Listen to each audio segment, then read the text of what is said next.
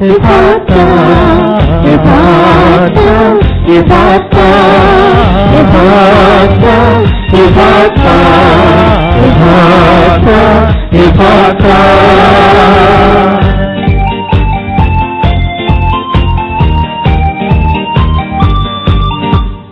കാതുകൾ തുറന്ന വചനം തിരുവചനം, കണ്ണുകൾ തുറന്ന വചനം തിരുവചനം, കാതുകൾ തുറന്ന വചനം തിരുവചനം,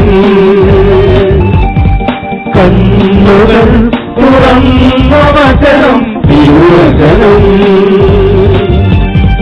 ഉള്ളം നിറഞ്ഞു കേൾക്കാം, ഹൃദയം തുറന്നു കേൾക്കാം, ഇന്നീ തിരുവചനം, ഇന്നീ മധുവചനം.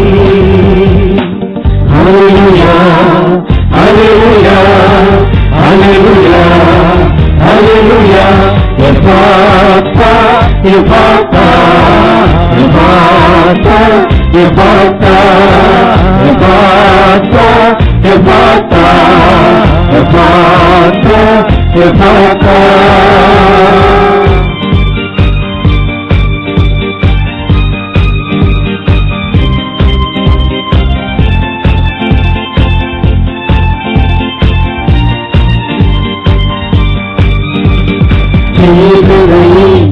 ആത്മാവേ സംവിധങ്ങളിൽ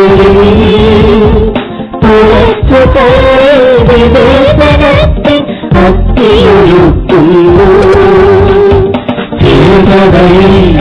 ആത്മാവേ സംവിധങ്ങളിൽ തുറച്ചു വിവേചനത്തിൽ ഭക്തിയൊഴുക്കുന്നു. ഉള്ളം നിറഞ്ഞു കേൾക്കാം, ഹൃദയം തുറന്നു കേൾക്കാം, ഇന്നീ തിരുവചനം, ഇന്നീ മധുരചനം. യഥാർത്ഥ, യഥാർത്ഥ, യഥാർത്ഥ, യഥാർത്ഥ, യഥാർത്ഥ, യഥാർത്ഥ, യഥാർത്ഥ, യഥാർത്ഥ. സമാധാനം നിങ്ങളോടുകൂടെ.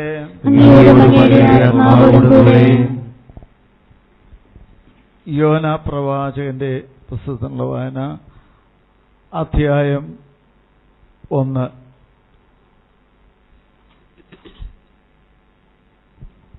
അമത്യായുടെ പുത്രൻ യോനായ്ക്ക് കർത്താവിന്റെ അരുളപ്പാടുണ്ടായി.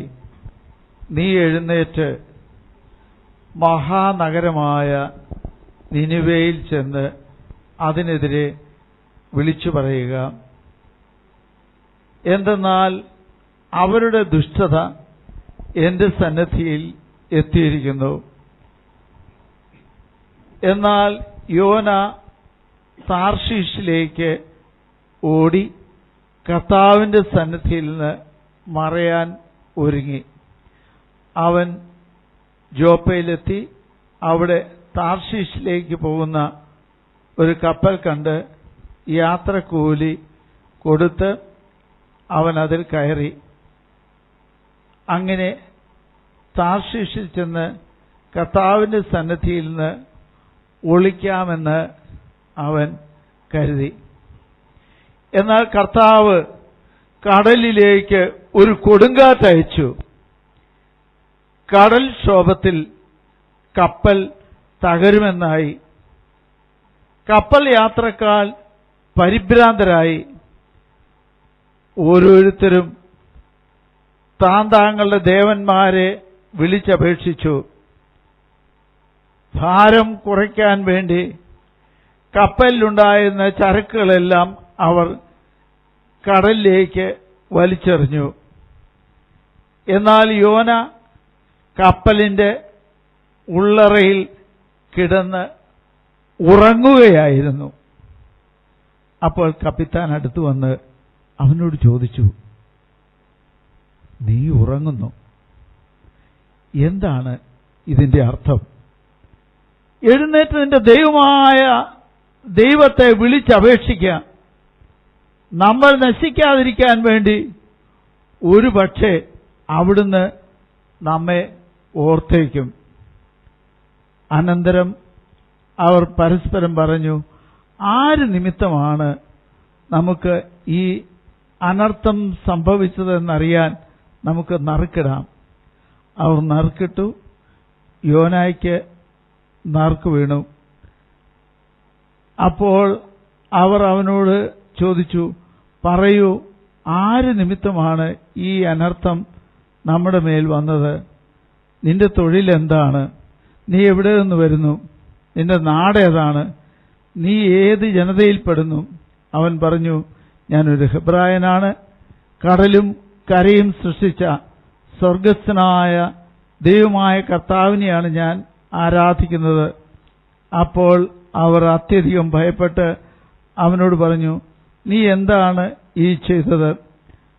അവൻ കർത്താവിന്റെ സന്നിധിയിൽ നിന്ന് ഓടി ഒളിക്കുകയാണെന്ന് അവൻ തന്നെ പറഞ്ഞ് അവർ അറിഞ്ഞു. അവർ അവനോട് പറഞ്ഞു, കടൽ ശാന്തമാകേണ്ടതിന് ഞങ്ങൾ നിന്നെ എന്തു ചെയ്യണം? കടൽ കൂടുതൽ കൂടുതൽ പ്രക്ഷുബ്ധമായിക്കൊണ്ടിരുന്നു. അവൻ അവരോട് പറഞ്ഞു, എന്നെ എടുത്ത് കടലിലേക്കെറിയുക, അപ്പോൾ കടൽ ശാന്തമാകും. എന്തെന്നാൽ ഞാൻ നിമിത്തമാണ് വലിയ കൊടുങ്കാറ്റ് നിങ്ങൾക്കെതിരെ ഉണ്ടായിരിക്കുന്നതെന്ന് ഞാൻ മനസ്സിലാക്കുന്നു. കപ്പൽ കരയ്ക്ക് അടുപ്പിക്കുന്നതിനായി അവർ ശക്തിപൂർവ്വം തണ്ടി വലിച്ചു. എന്നാൽ അവർക്ക് സാധിച്ചില്ല. എന്നാൽ കടൽ അവർക്കെതിരെ പൂർവാധികം ക്ഷോഭിക്കുകയായിരുന്നു. അതുകൊണ്ട് അവർ കർത്താവിനോട് നിലവിളിച്ചു, കർത്താവേ, ഈ മനുഷ്യന്റെ ജീവൻ നിമിത്തം ഞങ്ങൾ നശിക്കാനിടയാകരുതേ. നിഷ്കളങ്ക രക്തം ചിന്തി എന്ന കുറ്റം ഞങ്ങളുടെ മേൽ ചുമത്തരുതേ. കർത്താവേ, അവിടുത്തെ ഹിതമനുസരിച്ചാണല്ലോ ഇപ്രകാരം സംഭവിച്ചത്. അനന്തരം അവർ യോനായെ എടുത്ത് കടലിലേക്കെറിഞ്ഞു. ഉടനെ കടൽ ശാന്തമായി. അപ്പോൾ അവർ കർത്താവിനെ അത്യധികം ഭയപ്പെടുകയും അവിടുത്തേക്ക് ബലിയർപ്പിക്കുകയും നേർച്ച നേരുകയും ചെയ്തു. യോനായെ വിഴുങ്ങുവാൻ കർത്താവ് ഒരു വലിയ മത്സ്യത്തെ നിയോഗിച്ചു. യോന 3 രാവും 3 പകലും ആ മത്സ്യത്തിന്റെ ഉദരത്തിൽ കഴിഞ്ഞു. സ്നേഹമുള്ളവരെ, ഇന്ന് നമ്മുടെ എഫാത്തയുടെ പ്രാർത്ഥന കൂട്ടായ്മയിലേക്ക് വന്നപ്പോൾ ബൈബിൾ തുറന്നപ്പോൾ ആദ്യം കിട്ടിയ ഭാഗം അങ്ങ് വായിച്ചതാണ്. അപ്പോൾ അച്ഛൻ മനസ്സിലാക്കി, ഇന്ന് തമ്പുരാൻ നമുക്ക് വേണ്ടി പറയാൻ ആഗ്രഹിക്കുന്ന സന്ദേശത്തിന്റെ പൊരുള് ഇതിന്റെ അകത്ത് കിടപ്പുണ്ട് എന്ന്. നമുക്കറിയാം, നല്ലൊരു പ്രവാചകനാണ് യോന. തമ്പുരാൻ ഇഷ്ടപ്പെട്ടവരെ അവിടുന്ന് ചില ദൗത്യങ്ങളൊക്കെ ഏൽപ്പിക്കും. യോനായോട് കർത്താവ് ഒരു കാര്യം പറഞ്ഞു, നീ പോണം. എങ്ങോട്ടാ പോകേണ്ടത്? നിനിവയിലേക്ക് പോകണം. പക്ഷേ യോനായ്ക്ക് എന്തോ നിനിവേക്കാരെക്കുറിച്ച് അത്ര നല്ല മതിപ്പൊന്നുമില്ല. ചില ആളുകളെക്കുറിച്ച് നമുക്കും ഇങ്ങനെയൊക്കെ ഉണ്ടാകും. അവന്മാരൊരിക്കലും ഗതി പിടിക്കുകയില്ല, പറഞ്ഞിട്ട് കാര്യമില്ല. അതുകൊണ്ട് യോന ഈ ദൈവത്തിന്റെ സ്വരം ഒന്ന് കേൾക്കാതിരിക്കാൻ വേണ്ടി ഒടിഞ്ഞു നിൽക്കാൻ പറ്റിയ ദൈവം അത്ര എളുപ്പം കണ്ടുപിടിക്കുകയല്ലെന്ന് യോനായുടെ പൊട്ടബുദ്ധിയിൽ തോന്നിയ ഒരു ചിന്തയനുസരിച്ച് അദ്ദേഹം നേരെ എതിർദിശയിലേക്ക് കപ്പൽ കയറുകയാണ്. ദൈവം പറഞ്ഞതിൻ്റെ നേരെ എതിർവശത്തേക്ക് പോവുകയാണ്. പ്രിയപ്പെട്ടവരെ, പണ്ട് നമ്മളൊക്കെ കാരണന്മാർ പറഞ്ഞു കേൾക്കുന്നവരുന്നുണ്ട്, പാപി ചെല്ലുന്നിടത്തെല്ലാം പാതാളം എന്ന് പറഞ്ഞതുപോലെ നമ്മുടെ യോനാച്ചേട്ടൻ വലിയ കുഴപ്പമില്ലാതിരുന്ന ഒരു കപ്പലിലേക്ക് കയറി. പിന്നെ സാധാരണഗതിയിൽ എനിക്ക് തോന്നി ചിലപ്പോൾ അച്ഛന്മാരെ കുറിച്ചൊക്കെ പറയുന്നതാണോ, വലിയ കുഴപ്പമില്ലാതിരുന്നപ്പോൾ നന്നായിട്ട് ഉറങ്ങാൻ പറ്റുന്ന അവസ്ഥ. യോനായ്ക്ക് ഏതാണെങ്കിലും കപ്പലിലെ കാറ്റും എല്ലാം കൂടെ അടിച്ചു കഴിഞ്ഞപ്പം നല്ല സുഖമായ ഉറക്കം. കാറ്റടിച്ചിട്ടൊന്നും യോന ഒന്നും അറിയുന്നില്ല. ആളുകളെല്ലാം കിടന്ന് പ്രാർത്ഥിക്കുകയാണ്. ജീവനാണ് ഏറ്റവും വിലപ്പെട്ടതെന്ന് അവർക്കറിയാം. അതുവരെ വിലപ്പെട്ടതായിട്ട് കരുതിയിരുന്ന പലതും എടുത്ത് അവര് കടലിലേക്ക് എറിഞ്ഞു. പക്ഷേ ഒരു മനുഷ്യൻ മാത്രം യാതൊന്നും അറിയാതെ കൂർക്കം വലിച്ചുറങ്ങുന്നു. കപ്പിത്താൻ ഇറങ്ങി വന്ന് നോക്കിയപ്പോൾ ഈ ഒരു മനുഷ്യനൊഴിച്ച് ബാക്കി എല്ലാവരും പ്രാർത്ഥിക്കുന്നുണ്ട്. പക്ഷെ ഇദ്ദേഹത്തിന് പ്രാർത്ഥിക്കാൻ പറ്റത്തില്ല. കാരണം യഥാർത്ഥ ദൈവം പറഞ്ഞത് കേൾക്കാതിരിക്കുന്നവന് ദൈവത്തിന്റെ സന്നിധിയിൽ പ്രാർത്ഥിക്കാൻ വിഷമമാണ്. അതുകൊണ്ടാണ് പലപ്പോഴും നമുക്ക് ദൈവത്തെ അനുസരിക്കാത്ത മനുഷ്യർക്ക് ശരിക്ക് പ്രാർത്ഥിക്കാൻ പറ്റുകയില്ല. യോന നമുക്ക് കാണിച്ചു തരുന്ന ഒരു വലിയ രഹസ്യമാണ്. നമ്മൾ അനുസരണക്കേടിന്റെ മക്കളാകുമ്പോൾ പ്രാർത്ഥിക്കാൻ വലിയ വിഷമമാണ്. എന്നിട്ട് പിന്നീട് നമ്മൾ കാണുകയാണ് ദൈവത്തിന്റെ ഇടപെടൽ ഏതെല്ലാം വിധത്തിലാണ് എന്ന്. കടലിൽ വലിയ പ്രശ്നമുണ്ടായി, നറുക്കിട്ടു. നറുക്ക് യോനായ്ക്ക് തന്നെ വീണു. ഈ ദൈവത്തെ അറിയാത്ത മക്കൾ പോലും ചിലപ്പോൾ അവർ പ്രാർത്ഥിക്കുക, ദൈവമേ ഈ മനുഷ്യന് ഞങ്ങൾ എന്നാ ചെയ്യേണ്ടത്? അപ്പം മരുന്നും എല്ലാം അദ്ദേഹത്തിന് അറിയാമായിരുന്നു. എന്നതാ, ഞാനിവിടെ ഇരുന്ന കുഴപ്പം, അതുകൊണ്ട് ഏതാണേലും ഇനി ചത്തോട്ടെ. നിങ്ങളൊരു കാര്യം ചെയ്തു, എന്നെ കടലിലേക്ക് ഇട്ടേക്കാൻ പറഞ്ഞു. അവർക്കതും പേടിയായി. തന്നെ ചാടാനൊരു ആത്മഹത്യ ചെയ്യാനായിട്ട് യോനായ്ക്ക് എന്തോ ചെറിയ മടിയുള്ളത് കൊണ്ട് ഞാൻ ചാടിയേക്കാന്ന് പറഞ്ഞ് ചാടുന്നതിന് പകരം അദ്ദേഹം അവരോട് പറയുക, നിങ്ങൾ എന്നെ എടുത്ത് ഇട്ടാൽ മതി, ഞാൻ ചാകുകയാണ്, ചത്തോട്ടെ. ഞാൻ ചത്തതാണെന്ന് പറയണ്ട, ഇവരെടുത്തിട്ടതാണെന്നെങ്കിലും ദൈവത്തിൻ്റെ അവിടെ ചെന്ന് പറയാമെന്ന് വിചാരിച്ചായിരിക്കും പാവം. അങ്ങനെ ഒരു കാര്യം പറഞ്ഞു. അവിടെ വിശന്ന് പൊരിഞ്ഞു നിന്ന ഒരു തിമിംഗലം ഉണ്ടായിരുന്നു. അവൻ ഓടി വന്ന് നല്ലൊരു ശാപ്പാട് കിട്ടുന്ന രീതിയിൽ വന്ന് വായും പൊളിച്ച് ഓട്ടനെ യോനായെ വിഴുങ്ങി. പക്ഷെ നമുക്കറിയാം, സാധാരണ എന്ത് കഴിച്ചാലും ദഹിക്കുന്ന തിമിംഗലത്തിന് ഉടനെ വയറ്റുവേദന തുടങ്ങി. എന്നാ ചെയ്യണമെന്നറിയത്തില്ല. കടലിന്റെ അടി കൂടെയൊക്കെ നോക്കി, 2 ദിവസം നോക്കി, 3 ദിവസം നോക്കി, യാതൊരു രക്ഷയില്ല, ദഹിക്കുന്നില്ല. ഇതാണ് വേറൊരു വലിയ അത്ഭുതം. ദൈവത്തിന്റെ കൃപയിൽ നിന്ന് വിട്ടകന്ന് ജീവിച്ച യോനായെ ഉൾക്കൊള്ളാൻ, അവനെ ദഹിപ്പിക്കാൻ മത്സ്യത്തിനോ മറ്റൊന്നിനും പറ്റിയില്ല. ഒടുവിൽ നമുക്കറിയാം എന്ത് സംഭവിച്ചു. ദൈവം എന്തിച്ഛിക്കുന്നോ അത് തന്നെ നടക്കുമെന്ന് പറഞ്ഞതുപോലെ അവസാനം നിനിവേന്ന് ഓടിയവനെ അവസാനം നിനിവേ തീരത്ത് കൊണ്ട് ഛർദ്ദിച്ചിട്ടു. നിവൃത്തിയില്ലാതെ പ്രാഗിക്കൊണ്ടാണെങ്കിലും അദ്ദേഹം സുവിശേഷം പറയാൻ തുടങ്ങി. മാറ്റമുണ്ടായി. അവര് പരിഹാരം ചെയ്തു, പ്രായശ്ചിത്തം ചെയ്തു. നമുക്കറിയാം, യോനയുടെ പ്രസംഗം കേട്ട് എല്ലാവരും അനുതപിച്ചു. പക്ഷെ ഒരാൾക്ക് മാത്രം ഇഷ്ടപ്പെട്ടില്ല ഈ അനുതാപം. അവന് അരിശം വന്നു. എന്തിനാ ഈ പണിക്ക് ഞാൻ പോകുന്നത്?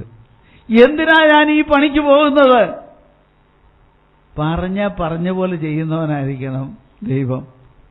ദൈവത്തിന്റെ സ്വഭാവം നേരത്തെ തന്നെ യോനായ്ക്ക് അറിയാമായിരുന്നു. ദൈവം പറഞ്ഞു, അവൻ കർത്താവിനോട് പ്രാർത്ഥിച്ചുകൊണ്ട് പറഞ്ഞു, ഞാൻ എന്റെ ദേശത്തായിരുന്നപ്പോൾ ഇത് തന്നെയല്ലേ അങ്ങയോട് പറഞ്ഞത്? ഇത് തന്നെയല്ലേ? ദൈവത്തിന്റെ എല്ലാ മനസ്സുകാലും കൃത്യമായിട്ട് അറിയാം. ഇതുകൊണ്ടാണ് ഞാൻ താർശീസിലേക്ക് പോയത്. പിന്നെ എനിക്കറിയാം നീ. അവൻ പറഞ്ഞു, അവിടുന്ന് ദയാലുവും കാരുണ്യവാനും ക്ഷമാശീലനും സ്നേഹനിധിയും ശിക്ഷിക്കുന്നതിൽ വിമുഖനും ആണെന്ന് ഞാൻ അറിഞ്ഞിരിക്കുന്നു. ഈ അറിവെല്ലാം യോനായ്ക്കുണ്ടായിരുന്നതുകൊണ്ടാണ് അദ്ദേഹം വഴിവിട്ടുപോയത്. നമുക്കൊക്കെ ഒരു പ്രത്യേകത ഇതാ, ഒരുത്തന് പറഞ്ഞാൽ കേട്ടില്ലെങ്കിൽ അവനെ കേൾപ്പിച്ചിരിക്കണം, അവനെ ആട്ടിച്ച് കേൾപ്പിക്കും. ദൈവം നമ്മളോട് അങ്ങനെയെങ്ങാനും കാണിച്ചിരുന്നെങ്കിൽ പ്രിയപ്പെട്ടവരെ നമ്മളൊന്നും ഈ ലോകത്തിൽ ചിലപ്പോൾ ഇപ്പം കാണുകയില്ലായിരുന്നു. ദൈവം തമ്പുരാന്റെ ക്ഷമയൊക്കെ ഇല്ലായിരുന്നെങ്കിൽ നമ്മൾ എന്തെല്ലാം കൊനസ്റ്റൊപ്പിച്ചവരാ നമ്മളൊക്കെ.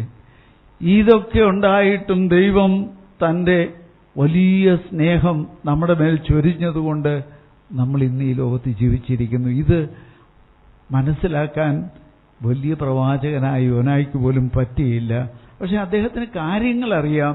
പക്ഷേ അത് ജീവിതത്തിൽ ദൈവത്തിൻ്റെ മനസ്സ് സ്വന്തമാക്കാൻ പറ്റിയില്ല.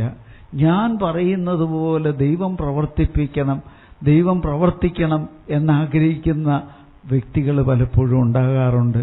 പക്ഷെ ദൈവം ആഗ്രഹിക്കുന്ന രീതിയിൽ പ്രവർത്തിക്കാൻ സാധിക്കുന്ന വ്യക്തികളെയാണ് ദൈവം ഇഷ്ടപ്പെടുന്നത്. നമ്മൾ എഫാത്തയിലൂടെയൊക്കെ പ്രവർത്തിക്കാൻ തുടങ്ങുമ്പോൾ തമ്പുരാൻ എന്താണ് നമ്മൾ ഓരോരുത്തരെയും കൊണ്ട് ചെയ്യാൻ ആഗ്രഹിക്കുന്നത് അതനുസരിച്ച് നമ്മളൊക്കെ പ്രവർത്തിക്കുക. നമ്മൾ പ്രാർത്ഥിക്കുന്നതെല്ലാം ഉടനെ കിട്ടിയില്ലെങ്കിലും നമ്മൾ ഭയപ്പെടേണ്ട പ്രിയപ്പെട്ടവരെ. ദൈവം എല്ലാം നന്മയ്ക്ക് വരുത്തുള്ളൂ. ഈ ഒരു ബോധ്യം നമുക്ക് കിട്ടിയാൽ നമ്മൾ ഒരിക്കലും നിരാശയ്ക്ക് അടിപ്പെടുകയില്ല.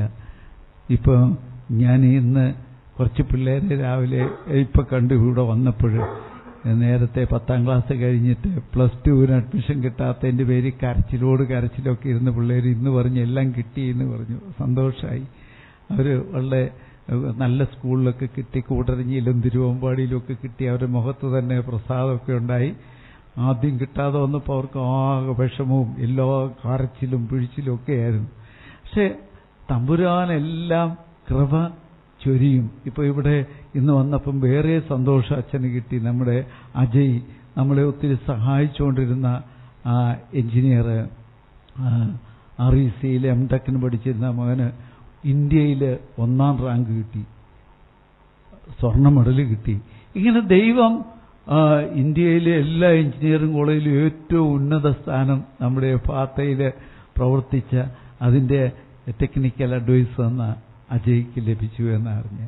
പ്രിയപ്പെട്ടവരെ, ഇങ്ങനെ ദൈവം നമ്മളെല്ലാവരെയും അനുഗ്രഹിച്ചുകൊണ്ടിരിക്കുക. ചിലപ്പോൾ തൽക്കാലത്തേന് ചെറിയ ബുദ്ധിമുട്ടുകളും പ്രയാസങ്ങളും ഒക്കെ നമുക്ക് വരുമ്പോൾ അന്നേരം അയ്യോ തമ്പുരാൻ എന്നെ കളഞ്ഞല്ലോ എന്ന് നമ്മളാരും വിഷമിക്കണ്ട.